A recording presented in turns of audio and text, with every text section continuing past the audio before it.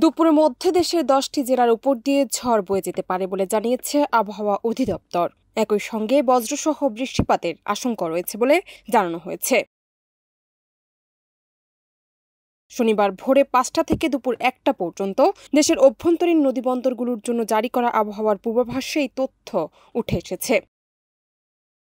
ওয়ালটন আবারও মিলিনিয়ার অফারে ওয়ালটন ফ্রিজ কিনে আপনিও হয়ে যেতে পারেন মিলিয়নিয়ার।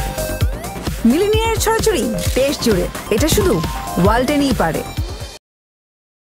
ফরিদপুর, মাদারীপুর, টাঙ্গাইল, বরিশাল, পটুয়াখালী, কুমিল্লা, নোয়াখালী, চট্টগ্রাম ও কক্সবাজার জেলার উপর দিয়ে ঝড় বয়ে যাওয়ার সম্ভাবনা রয়েছে। দক্ষিণ অথবা দক্ষিণ পশ্চিম দিক থেকে ঘন্টায় 45 থেকে 60 কিলোমিটার বেগে এই ঝড় প্রভাবিত হতে পারে। এ সময় বৃষ্টি অথবা বজ্রসহ বৃষ্টি হতে পারে বলে পূর্বাভাসে সতর্ক করা হয়েছে।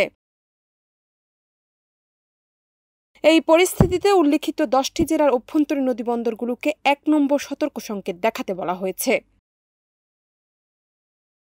জান্নাত নিপু, দেশ রূপান্তর।